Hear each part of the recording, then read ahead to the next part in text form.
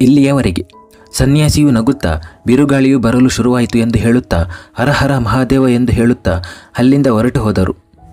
ಮುಂದುವರಿದ ಭಾಗ. ಕಿರಣ್ ಕೋಪದಿಂದ ಕಾರನ್ನು ನಿಲ್ಲಿಸಿ ಹೊರಬಂದನು. ಮಧುಮಿತಾ ಇನ್ನೂ ಭಯದಿಂದ ಮುಖವನ್ನು ಮುಚ್ಚಿಕೊಂಡು ಹಾಗೆಯೇ ನಿಂತಿದ್ದಳು. ಕಿರಣ್ ಕೋಪದಿಂದ ಮಧುಮಿತಾಳ ತೋಳನ್ನು ಹಿಡಿದು ತನ್ನೆಡೆಗೆ ಎಳೆದುಕೊಂಡನು. ಇದರಿಂದ ಮಧುಮಿತಾಳಿಗೆ ತನ್ನನ್ನು ತಾನು ನಿಯಂತ್ರಿಸಿಕೊಳ್ಳಲಾಗದೆ ಅವಳ ತಲೆ ಮತ್ತೊಮ್ಮೆ ಕಿರಣ್ನ ಎದೆಯನ್ನು ತಾಕಿತು. ಆದ್ದರಿಂದ ಮಧುಮಿತಾ ಭಯದಿಂದ ಇನ್ನೂ ಕಣ್ಣು ಮುಚ್ಚಿಕೊಂಡಳು. ಕಿರಣ್ ಕೋಪದಿಂದ ಮಧುಮಿತಾಳ ಎರಡೂ ತೋಳುಗಳನ್ನು ಹಿಡಿದು ಅವಳನ್ನು ನೋಡುತ್ತಾ, ನಿನಗೆ ಸಾಯಲು ಅಷ್ಟೊಂದು ಆಸಕ್ತಿ ಇದ್ದರೆ ಬೇರೆ ಎಲ್ಲಿಯಾದರೂ ಹೋಗಿ ಸಾಯಿ ಎಂದು ಹೇಳುತ್ತಾ ಅವನು ಅವಳನ್ನು ಈ ಮೊದಲು ಕೂಡ ಗುರುತಿಸಿದ್ದರಿಂದ ಅವನು ಸುಮ್ಮನಾದನು. ಅವನು ಕೋಪದಿಂದ ಮಧುಮಿತಾಳನ್ನು ಮತ್ತೆ ದೂರ ತಳ್ಳಿಬಿಟ್ಟನು. ಮಧುಮಿತಾ ಹೋಗಿ ಕಿರಣ್ನ ಕಾರಿಗೆ ಡಿಕ್ಕಿ ಹೊಡೆದಳು. ಆದರೆ ಅವಳು ಕೆಳಗೆ ಬೀಳುವ ಮೊದಲೇ ಕಿರಣ್ ಅವಳ ಮಣಿಕಟ್ಟನ್ನು ಹಿಡಿದು ಮತ್ತೆ ತನ್ನ ಕಡೆಗೆ ಎಳೆದುಕೊಂಡನು. ಕಿರಣ್ನ ಒಂದು ಕೈ ಮಧುಮಿತಾಳ ಸೊಂಟದ ಮೇಲೆ ಇತ್ತು ಮತ್ತು ಇನ್ನೊಂದು ಕೈಯಿಂದ ಮಧುಮಿತಾಳ ಮಣಿಕಟ್ಟನ್ನು ಹಿಡಿದಿದ್ದನು. ಅವನು ಕೋಪದಿಂದ ಮಧುಮಿತಾಳಿಗೆ, ನೀನು ನನ್ನ ಮುಂದೆ ಬಿದ್ದು ಸಾಯುವ ಕನಸು ಹೊತ್ತುಕೊಂಡು ಈ ಲೋಕಕ್ಕೆ ಬಂದಿದ್ದೀಯಾ ಎಂದು ಕೇಳಿದನು. ಮಧುಮಿತಾ ತನ್ನನ್ನು ತಾನು ಅವನ ಕೈಯಿಂದ ಬಿಡಿಸಿಕೊಳ್ಳುತ್ತಾ, ನನ್ನನ್ನು ಬಿಡಿ ಎಂದು ಹೇಳಿದ ತಕ್ಷಣ ಕಿರಣ್ ಸಿಟ್ಟಿನಿಂದ ಮಧುಮಿತಾಳನ್ನು ಇನ್ನಷ್ಟು ಬಿಗಿಯಾಗಿ ಹಿಡಿದುಕೊಂಡನು. ಇದರಿಂದ ಇನ್ನಷ್ಟು ಗಾಬರಿಗೊಂಡ ಮಧುಮಿತಾ ತನ್ನ ಸುತ್ತಲೂ ಓಡಾಡುತ್ತಿರುವ ವಾಹನಗಳ ಮತ್ತು ಜನರನ್ನು ಭಯಭೀತಳಾಗಿ ನೋಡುತ್ತಾ, ದಯವಿಟ್ಟು ನನ್ನನ್ನು ಬಿಟ್ಟು ಬಿಡಿ, ಜನ ನೋಡುತ್ತಿದ್ದಾರೆ ಎಂದು ಹೇಳಿದಳು. ಮಧುಮಿತಾ ಹೀಗೆ ಹೇಳಿದ ಕೂಡಲೇ ಕಿರಣ್ ಮಧುಮಿತಾಳನ್ನು ಇನ್ನಷ್ಟು ಹತ್ತಿರ ಎಳೆದುಕೊಂಡು, ಈ ಕಿರಣ್ ಯಾರ ಸೂಚನೆಯಂತೆ ಕೆಲಸ ಮಾಡುವುದಿಲ್ಲ, ಅವನು ತನ್ನ ಮನಸ್ಸಿಗೆ ಬಯಸಿದ್ದನ್ನು ಮಾಡುತ್ತಾನೆ ಎಂದು ಹೇಳಿದನು. ಮಧುಮಿತಾ ಕೂಡ ಕೋಪದಿಂದ ತನ್ನನ್ನು ತಾನು ಬಿಡಿಸಿಕೊಂಡು, ಈ ಮಧುಮಿತಾ ಶರ್ಮಾ ಕೂಡ ಅವಳ ಮನಸ್ಸಿಗೆ ಅನಿಸಿದ್ದನ್ನು ಮಾಡುತ್ತಾಳೆ. ಒಂದು ವೇಳೆ ನೀವು ನನ್ನ ಪ್ರಾಣ ಉಳಿಸದೇ ಇದ್ದಿದ್ದರೆ ಆ ಮಹದೇಶ್ವರನ ಮೇಲೆ ಪ್ರಮಾಣ ಮಾಡುತ್ತೇನೆ, ನನ್ನನ್ನು ಈ ರೀತಿ ನಿಮ್ಮ ಬಳಿ ಎಳೆದುಕೊಂಡಿದ್ದಕ್ಕೆ ಖಂಡಿತವಾಗಿ ನಿಮ್ಮ ಕೆನ್ನೆಗೆ ಬಾರಿಸುತ್ತಿದ್ದೆ ಎಂದು ಹೇಳಿದಳು. ಅವಳ ಮಾತನ್ನು ಕೇಳಿದ ಕಿರಣ್ನ ಕೋಪ ಮತ್ತಷ್ಟು ಹೆಚ್ಚಾಗಿ ಮಧುಮಿತಾಳನ್ನು ಇನ್ನಷ್ಟು ಹತ್ತಿರಕ್ಕೆ ಎಳೆದುಕೊಂಡು, ನಿನಗೆ ಏನು ಮಾಡಬೇಕೆಂದು ಅನಿಸುತ್ತದೆಯೋ ಅದನ್ನು ಮಾಡು, ಏಕೆಂದರೆ ಈಗ ನಾನು ನಿನ್ನನ್ನು ಬಿಟ್ಟು ಹೋಗುವುದಿಲ್ಲ. ಮಧುಮಿತಾ ಮತ್ತು ಕಿರಣ್ ಇಬ್ಬರ ಕೋಪದಿಂದ ಒಬ್ಬರನ್ನೊಬ್ಬರು ದುರುಗುಟ್ಟಿ ನೋಡಲಾರಂಭಿಸಿದರು. ಆಗ ಕಿರಣ್ ಎದುರಿನಿಂದ ಬರುತ್ತಿದ್ದ ಟ್ರಕ್ಕನ್ನು ನೋಡಿದನು. ಅದು ಅವರಿಬ್ಬರ ಕಡೆಗೆ ವೇಗವಾಗಿ ಬರುತ್ತಿತ್ತು. ಕಿರಣ್ ತಕ್ಷಣ ಮಧುಮಿತಾಳನ್ನು ತನ್ನ ತೋಳುಗಳಲ್ಲಿ ಹಿಡಿದಿಟ್ಟುಕೊಂಡು ಟ್ರಕ್ನ ಎದುರಿನಿಂದ ದೂರ ಹೋದನು. ಮಧುಮಿತಾ ನಡುಗುತ್ತಾ ಟ್ರಕ್ನ ಕಡೆಗೆ ನೋಡತೊಡಗಿದಳು ಮತ್ತು ಕಿರಣ್ ಅವಳನ್ನು ನೋಡತೊಡಗಿದನು. ಮಧುಮಿತಾಳಿಗೆ ಹೋದ ಜೀವ ಮತ್ತೆ ಬಂದಂತೆ ದೀರ್ಘವಾಗಿ ಉಸಿರನ್ನು ತೆಗೆದುಕೊಂಡಳು. ಕಿರಣ್ ಇನ್ನೂ ಕೋಪದಿಂದ ಅವಳನ್ನೇ ನೋಡುತ್ತಿದ್ದನು. ತುಂಬ ಥ್ಯಾಂಕ್ಸ್ ಎಂದು ಮಧುಮಿತಾ ಕಿರಣ್ಣನ್ನು ನೋಡುತ್ತಾ ಹೇಳಿದಳು. ಕಿರಣ್ ಮತ್ತೊಮ್ಮೆ ಕೋಪದಿಂದ ಮಧುಮಿತಾಳನ್ನು ಅವನಿಂದ ದೂರ ತಳ್ಳಲು ಮಧುಮಿತಾಳ ಕೈಯಲ್ಲಿದ್ದ ಆ ಸನ್ಯಾಸಿಯು ಕೊಟ್ಟಿದ್ದ ರುದ್ರಾಕ್ಷಿಯು ಕಿರಣ್ನ ಜೇಬಿನ ಒಳಗಡೆ ಬಿದ್ದಿತ್ತು. ಕಿರಣ್ ಏನೂ ಮಾತನಾಡದೆ ತನ್ನ ಕಾರಿನ ಕಡೆಗೆ ತೆರಳಿದವನು ಕಾರಿನ ಬಾಗಿಲು ತೆರೆದು ಒಳಗಡೆ ಕುಳಿತು ಕಾರನ್ನು ಸ್ಟಾರ್ಟ್ ಮಾಡಿ ಅಲ್ಲಿಂದ ಬೇಗನೆ ಹೊರಟು ಹೋದನು. ಮಧುಮಿತಾ ಅವನು ಹೋಗುವುದನ್ನೇ ನೋಡುತ್ತಿದ್ದಳು. ನಂತರ ಅವಳು ನೆಲದ ಮೇಲೆ ಬಿದ್ದಿದ್ದ ತನ್ನ ಬ್ಯಾಗನ್ನು ಎತ್ತಿಕೊಂಡು ತನ್ನಷ್ಟಕ್ಕೆ ತಾನೇ, ಇವನೇನು ಮನುಷ್ಯನೋ ಅಥವಾ ಬಿರುಗಾಳಿಯೋ ಎಂದು ಹೇಳಿಕೊಂಡವಳು ಆಕಾಶದ ಕಡೆಗೆ ನೋಡುತ್ತಾ, ಹೇ ಈಶ್ವರ, ದಯವಿಟ್ಟು ಈ ಮನುಷ್ಯನನ್ನು ಮತ್ತೆ ಭೇಟಿ ಮಾಡಿಸಬೇಡ ಎಂದಳು. ಅಷ್ಟರಲ್ಲಾಗಲೇ ಅಲ್ಲಿಗೆ ಬಂದ ರೋಹಿತ್ ಮಧುಮಿತಾಳ ಭುಜದ ಮೇಲೆ ಕೈಯಿಟ್ಟು ಮಧು ಎಂದು ಕರೆಯಲು ಮಧುಮಿತಾ ಗಾಬರಿಯಾಗಿ ತಕ್ಷಣ ಹಿಂತಿರುಗಿ ನೋಡಿದಳು. ಎದುರಿಗಿದ್ದ ರೋಹಿತ್ನನ್ನು ನೋಡಿ ಅವಳ ಮುಖದಲ್ಲಿ ನಗು ಮೂಡಿತು. ರೋಹಿತ್ ಕೂಡ ಮುಗುಳ್ನಗುತ್ತಾ ಮಧುಮಿತಾಳನ್ನು, ನೀನು ಈಗ ಒಳಗೆ ಹೋಗುತ್ತೀಯಾ ಅಥವಾ ಇಲ್ಲಿಯೇ ನಿಂತಿರಬೇಕೆಂದು ಅಂದುಕೊಂಡಿರುವೆಯಾ ಎಂದು ಕೇಳಿದನು. ನಡೆಯಿರಿ ಎಂದು ಮಧುಮಿತಾ ಮತ್ತು ರೋಹಿತ್ ಇಬ್ಬರೂ ಬಂಗಲೆಯತ್ತ ತೆರಳಿದರು. ಆ ಸನ್ಯಾಸಿಗಳ ಮಾತನ್ನು ಕೇಳಿದ ಮಧುಮಿತಾ ಇನ್ನೂ ಕೂಡ ಚಿಂತಿಸುತ್ತಿದ್ದಳು. ರೋಹಿತ್ ಆ ಬಂಗಲೆಯ ಒಳಗೆ ಹೋಗುತ್ತಿದ್ದಂತೆ, ಅಜ್ಜಿಗೆ ಈ ಮನೆ ತುಂಬ ಇಷ್ಟವಾಗಿದೆ, ಈಗ ನೀವು ನನ್ನ ಆಯ್ಕೆಯನ್ನು ಇಷ್ಟಪಡುತ್ತೀರಾ ಅಥವಾ ಇಲ್ಲವಾ ಎಂದು ನೋಡಬೇಕು ಎಂದಾಗ ಮಧುಮಿತಾ ಅವನ ಮಾತಿಗೆ ಏನೂ ಉತ್ತರಿಸಲಿಲ್ಲ, ಏಕೆಂದರೆ ಅವಳು ಇನ್ನೂ ಆ ಸನ್ಯಾಸಿಯು ಹೇಳಿದ ಬಗ್ಗೆ ಯೋಚಿಸುತ್ತಿದ್ದಳು.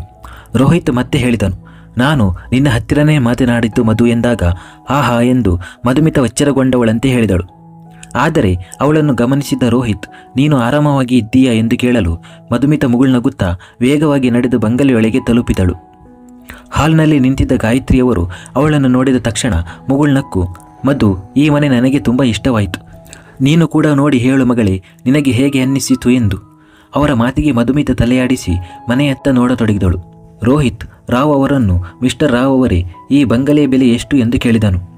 ಸುಮಾರು 20 ಕೋಟಿ ಎಂದು ರಾವ್ ಅವರು ಉತ್ತರಿಸಿದರು.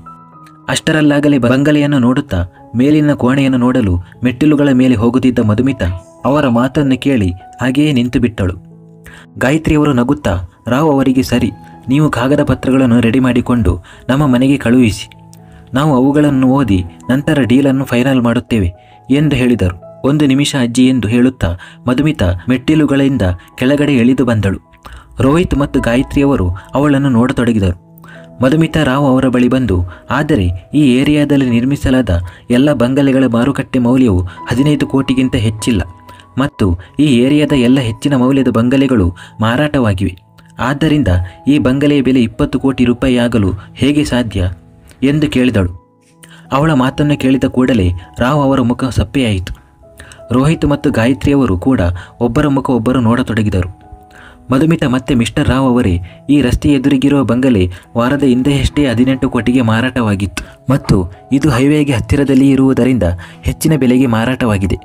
ಬಂಗಲೆಯ ಮುಂಭಾಗದಲ್ಲಿಯೇ ಹೆದ್ದಾರಿ ಇದ್ದು ರಸ್ತೆಯ ಇನ್ನೊಂದು ಬದಿಯಲ್ಲಿರುವ ಈ ಬಂಗಲೆಯ ಬೆಲೆ 15 ಕೋಟಿಗಿಂತ ಹೆಚ್ಚಿಲ್ಲ ಎಂದು ಹೇಳಿದಾಗ ರಾವ್ ಅವರು ಮಧುಮಿತಾಳನ್ನು ನೋಡತೊಡಗಿದರು.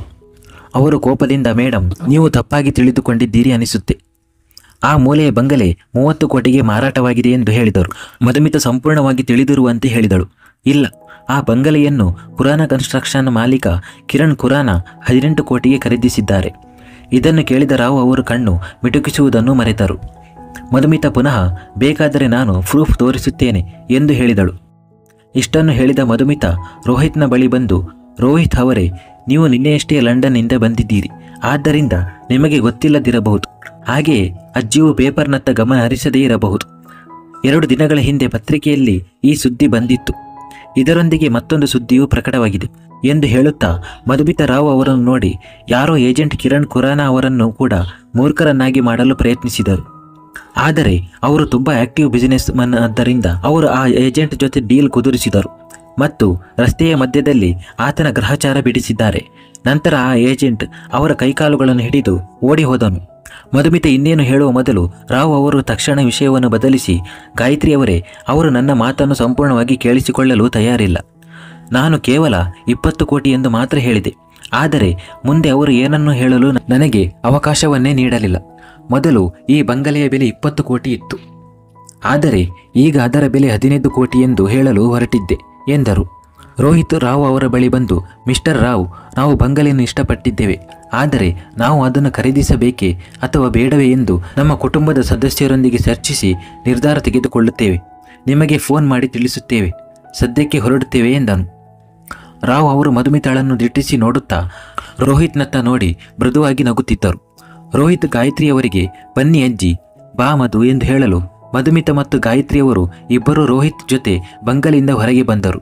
ಮಿಸ್ಟರ್ ರಾವ್ ಅವರು ಹೋಗುವುದನ್ನೇ ನೋಡುತ್ತಿದ್ದರು. ಅವರು ತನ್ನಷ್ಟಕ್ಕೆ ಈ ಹುಡುಗಿಯಿಂದಾಗಿ ಅಂತಹ ಒಳ್ಳೆಯ ಡೀಲ್ ಆಗುವಂಥದ್ದು ತಪ್ಪಿ ಹೋಯಿತು. ಈಗ ಮುಂದಿನ ಡೀಲ್ ಆಗದಿದ್ದರೆ ಸಮಸ್ಯೆಯಾಗುತ್ತದೆ ಎಂದುಕೊಂಡರು. ಮುಂದುವರಿಯುವುದು.